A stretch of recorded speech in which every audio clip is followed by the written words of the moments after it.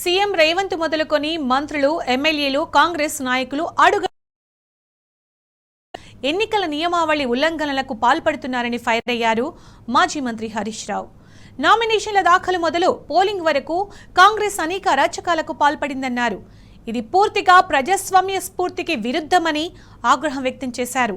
BRS party అభ్యర్థులను బెదిరించడమే గాక భౌతిక దాడులకు తెగించడం హీనమైన రాజకీయ సంస్కృతికి నిదర్శనమని నిప్పులు చెరిగారు హరీష్ రావు.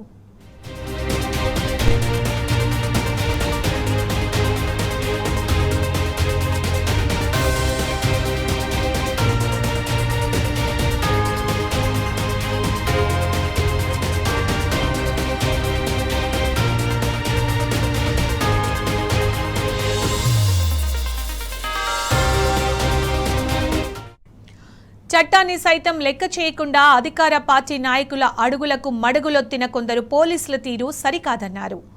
ఎన్నికల్లో గెలుపు కోసం కాంగ్రెస్ ఇలాంటి నీచ రాజకీయాలకు తెగబడ్డం ప్రజాస్వామ్య వ్యవస్థను అవమానపరచడమే అన్నారు. కాంగ్రెస్ కుట్రలు, కుతంత్రాలు, డబ్బు సంచులు, దుష్ట పన్నాగాలు ప్రజల తీర్పును ఏమాత్రం ప్రభావితం చేయలేవని, గెలుపు బీఆర్ఎస్ దినని చెప్పారు. బీఆర్ఎస్ పై విశ్వాసంతో ఓటేసిన ధన్యవాదాలు చెప్పారు హరీష్ రావు.